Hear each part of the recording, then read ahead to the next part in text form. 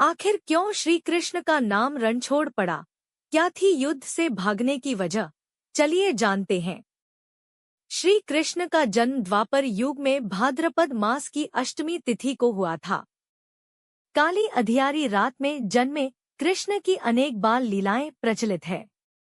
धरती पर उनका जन्म बहुत से मनुष्यों और दानवों का उद्धार करने के लिए ही हुआ था, जिसमें से कुछ कहानियां बेहद प्रचलित है। कृष्ण के द्वारा की गई बाल लीलाओं और अनेकों सुर, असुर और मनुष्यों के उद्धार के आधार पर अनको नाम भी है। माधव, केशव, अच्युत, वासुदेव, नंदलाल, देवकीनंदन, गोपाल, गोविंदा, हरि, द्वारिकाधीश आदि नाम भगवान कृष्ण के ही हैं। भगवान कृष्ण ने पैदा होने के साथ ही लोगों का उद्धार करना शुरू कर दिया था।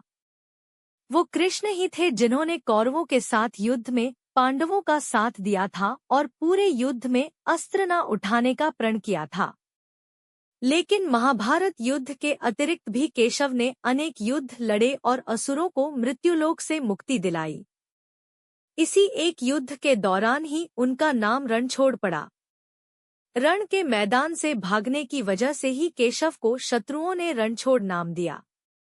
लेकिन ऐसी क्या वजह थी जिसकी वजह से सर्वविदित, अनंत, देवाधिदेव, अपराजित, अनिरुद्ध को युद्ध छोड़कर जाने की जरूरत पड़ गई?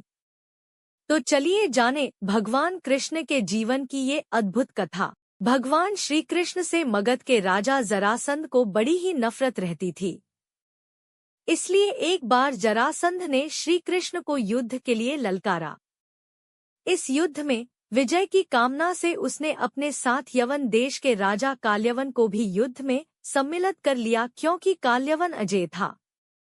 उसने भगवान शंकर को प्रसन्न कर वरदान प्राप्त किया था, जिसके अनुसार ना तो कोई चंद्रवंशी और ना ही सूर्यवंशी उसे मार सकता है, ना ही कोई अस्त्र मार सकता है और ना ही कोई अपने बल से उसे परास्त कर सकता है। भगवान शंकर के इस वरदान की वजह से ही काल्यवन खुद को अजेय समझता था। इसलिए जरासंध के कहने पर काल्यवन ने मथुरा पर आक्रमण कर दिया। सर्वज्ञाता भगवान कृष्ण को इस बात का पहले से ही पता था कि काल्यवन को परास्त नहीं किया जा सकता। इसलिए उन्होंने लीला रची और युद्ध भूमि से भाग गए, जिसकी वजह से ही उनका नाम रणछोड़ पड़ा। युद्ध भूमि से भागकर श्री कृष्ण एक अंधेरी गुफा में पहुंचे, जहां पर पहले से ही इक्ष्वाकु वंश के राजा मंधाता के पुत्र और दक्षिण कोसल के राजा मुचकुंद गहरी निद्रा में सो रहे थे। दरअसल राजा मुचकुंद ने असुरों से युद्ध कर देवताओं को विजय दिलाई थी। लगातार कई दिनों तक युद्ध की वजह से बहुत थक गए थे। इसलिए देवराज इंद्र ने उनसे सोने का आग्रह किया और वरदान दिया कि जो कोई भी आपको निद्रा से जगाएगा वो जलकर भस्म हो जाएगा। श्री कृष्ण ने लीला स्वरूप उसी गुफा में प्रवेश किया था, जहां मुचकुंद सोए थे।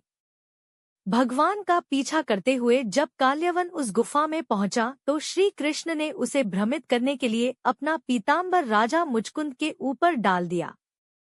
अंधेरी गुफा में काल्यवन को लगा कि श्री कृष्ण गुफा में छिपकर सो रहे हैं। इसलिए उसने राजा मुचकुंद को श्री कृष्ण समझकर जगा दिया। राजा मुचकुंद के जगते ही काल्यवन भस्म हो गया। भगवान श्री कृष्ण ने पूरे जीवन काल में तमात लीलाएं की और लोगों का उद्धार किया। यह लीला भी इसी में से एक है, जिसके बाद उनका नाम रणछोड़ पड़ा। महाभारत में अर्जुन को श्रीमद्भागवत का उपदेश देते समय भगवान श्री कृष्ण ने कहा है कि संसार में जो कुछ भी घटित होता है उसमें मेरी ही इच्छा शामिल होती है।